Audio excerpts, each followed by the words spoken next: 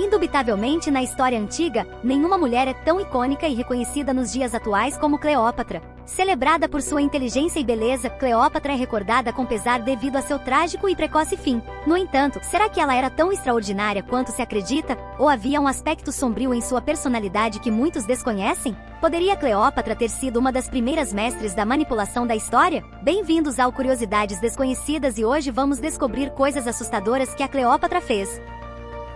O mito da beleza de Cleópatra persiste, tanto como era em sua época. Esse mito cresceu ainda mais nos tempos modernos, especialmente após Elizabeth Taylor, uma atriz incrivelmente bela e graciosa, interpretar o papel de Cleópatra no filme de mesmo nome. Embora tenha exercido um poderoso domínio sobre líderes influentes como César e Antônio, os historiadores contemporâneos como Plutarco não ficaram tão impressionados com sua aparência física. Em sua obra Vida de Antônio, publicada em 75 d.C., Plutarco escreveu: sua beleza real não era tão extraordinária a ponto de não poder ser igualada, nem tão deslumbrante que ninguém pudesse resistir a ela, mas o magnetismo de sua presença era irresistível. A personalidade que acompanhava tudo que ela dizia ou fazia era fascinante. É evidente que Cleópatra valorizava mais seu carisma do que sua aparência. Sua inteligência, seu charme e sua habilidade de comunicação eram tão marcantes quanto seus atributos físicos, tornando-a inesquecível. Cleópatra era uma estudiosa de diversas disciplinas, incluindo matemática, medicina, alquimia, economia, história e geografia, áreas que muitos talvez desgostem de estudar na faculdade.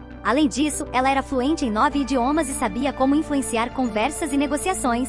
Seu poder de atração estava intrinsecamente ligado à sua mente afiada, tornando-a impossível de ignorar. Sua imagem de sedução irresistível foi uma vantagem significativa em sua carreira política, e Cleópatra se esforçava para atender às expectativas do público quanto à sua aparência. Mantendo sua imagem, ela estava disposta a ir até as últimas consequências, pois sua influência no poder não dependia apenas de seus parceiros políticos, mas também de sua representação como a reencarnação da deusa egípcia Ísis. Cleópatra também era uma habilidosa administradora, ao contrário de seus irmãos, o que a ajudou a se destacar e solidificar sua autoridade. Infelizmente, no mundo real, Cleópatra compreendia a importância de manter sua imagem como deusa e manter uma aparência celestial era um componente fundamental disso. Especialista em alquimia, uma precursora da química, Cleópatra possuía sua própria fábrica de perfumes nas proximidades do Mar Morto, perto de Engedi. Ela acreditava que suas fragrâncias tinham o poder de influenciar a mente das pessoas e as usava como ferramenta persuasiva para alcançar seus objetivos. No que diz respeito aos cuidados com a pele, ela não estava disposta a arriscar. Embora ela tenha tido relacionamentos com homens mais velhos e influentes, sua aversão ao envelhecimento era evidente.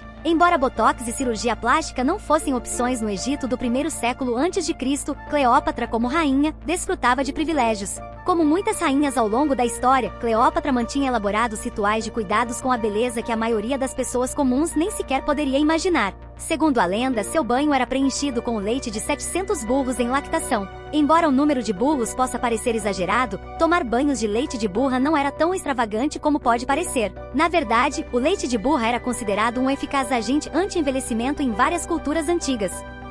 Inicialmente, Ísis era uma divindade obscura, mas com o tempo, tornou-se uma das deidades mais significativas no Egito Antigo, espalhando sua influência do Império Romano ao Reino do Egito. Portanto, Cleópatra ser considerada a reencarnação de Ísis foi uma jogada importante para consolidar seu poder. Embora os faraós se considerassem divinos, essa ideia não era nova na história do Egito Antigo. Cleópatra se autodenominava a nova Ísis e instava seus súditos a adorá-la como a personificação da deusa na terra. Ela esperava ser reverenciada e que seus súditos beijassem o chão por onde ela passasse. Surpreendentemente, essa estratégia funcionou, embora Cleópatra não tivesse qualquer relação com as dinastias egípcias antigas e não fosse egípcia. Ela pertencia à dinastia Ptolomaica, cuja linhagem remontava aos generais de Alexandre, o Grande, particularmente a um homem chamado Ptolomeu I. Isso significava que eles não apenas tinham origens gregas, mas também adotavam a língua e os costumes gregos. Durante seu reinado, Cleópatra foi a primeira Ptolomaica a aprender e falar o idioma egípcio, o copta, juntamente com as línguas das regiões vizinhas. Sua autodeclaração como Ísis era ousada, mas também uma jogada de mestre para ganhar a aceitação de seus súditos.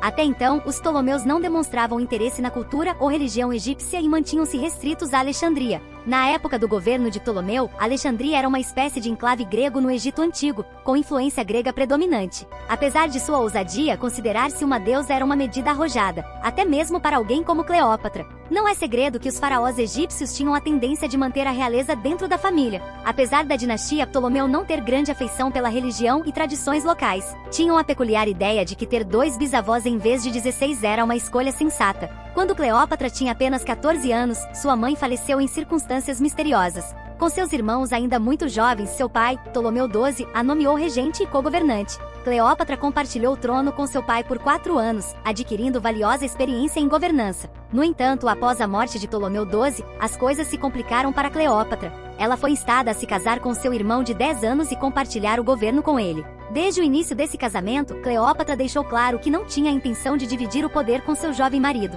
Isso era completamente inovador, pois as governantes do Antigo Egito geralmente se submetiam aos homens. No entanto, Cleópatra se recusou a seguir esse padrão. Ela fez questão de apagar o nome de seu irmão, Ptolomeu XIII, de documentos oficiais e garantiu que apenas seu rosto fosse representado nas moedas cunhadas durante seu reinado. Entretanto, quando Cleópatra se aliou aos sírios em uma disputa com o exército romano, despertou a ira do Império Romano. Roma se posicionou a favor do jovem rei descontente e o apoiou na tentativa de depor Cleópatra. Os esforços de Cleópatra para manter seu poder foram frustrados, e ela se viu forçada a fugir com sua irmã, Arsinoe IV. Embora as duas irmãs tenham sido obrigadas a colaborar para escapar de seu irmão, seu relacionamento estava longe de ser amigável. Na verdade, era tenso. Elas nunca conseguiram superar suas diferenças, e a relação conturbada piorou ao ponto de Cleópatra acreditar que Arsinoe estava conspirando contra ela. Enquanto isso, Ptolomeu XIII se mostrou um faraó de 11 anos de idade com pouca habilidade para o governo. Seus conselheiros não conseguiam controlá-lo, e ele tomou a atitude insensata de ordenar a execução de Pompeu, realizando-a na frente de sua esposa e filhos. Essa ação chocou até mesmo Júlio César, rival de Pompeu, que considerou uma afronta ao orgulho romano. Como resultado, César tomou o controle da capital egípcia. Ptolomeu XIII, tentando escapar das forças combinadas de César e Cleópatra, acabou se afogando no Nilo. Novamente, seguindo a tradição, Cleópatra foi forçada a se casar com seu irmão mais jovem, Ptolomeu XIV, mas esse casamento era em grande parte cerimonial. Ptolomeu XIV era muito jovem para ela e Cleópatra já mantinha um relacionamento com César. Posteriormente, Cleópatra deu à luz um filho de César e, sem demora, ordenou o assassinato de Ptolomeu XIV, de modo a tornar seu filho corregente. Uma vez que César não pretendia reconhecê-lo e havia escolhido seu sobrinho neto Otávio como herdeiro, Cleópatra demonstrou claramente que seu desejo de poder era mais forte do que seus laços familiares, eliminando sistematicamente cada um de seus irmãos.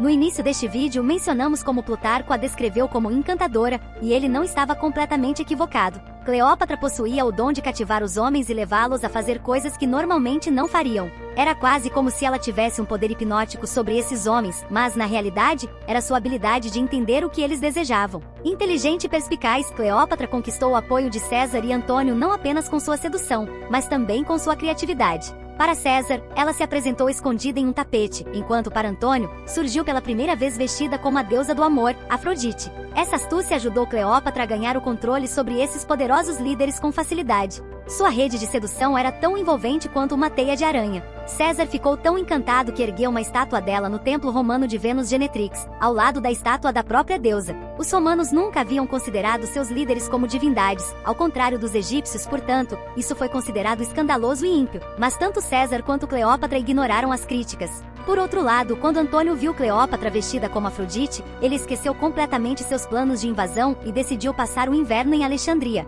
Os dois desfrutaram de festas juntos, mais do que qualquer fraternidade americana. Eles tinham seu próprio clube secreto de bebidas enquanto Roma estava em meio à guerra civil. Há relatos que sugerem que em uma ocasião Cleópatra pediu que seus servos lhe trouxessem vinagre e jogou todas as suas joias nele. Após as joias se dissolverem no vinagre, Cleópatra bebeu a mistura como parte de uma aposta com Antônio. Essas joias valeriam hoje mais de 10 milhões de dólares. Enquanto isso, homens em Roma e Alexandria estavam dispostos a lutar e morrer por ela e por Antônio, enquanto Augusto Otávio eliminava qualquer ameaça à sua reivindicação ao trono de Roma. Portanto, a questão que se coloca é: Cleópatra ainda é a mulher mais bela da história, apesar de seu lado sombrio? Cleópatra, sem dúvida, era uma figura fascinante e carismática, mas sua beleza e charme eram apenas uma parte de sua complexa personalidade e habilidades políticas. Sua história continua a intrigar e cativar as pessoas, independentemente de sua beleza física, e sua influência e inteligência são aspectos igualmente notáveis de sua história. Se gostou desse tipo de informação, deixe seu comentário, assim ajuda o canal a trazer muito mais assuntos interessantes. Não esqueça de deixar seu like e se inscrever para não perder nenhuma novidade.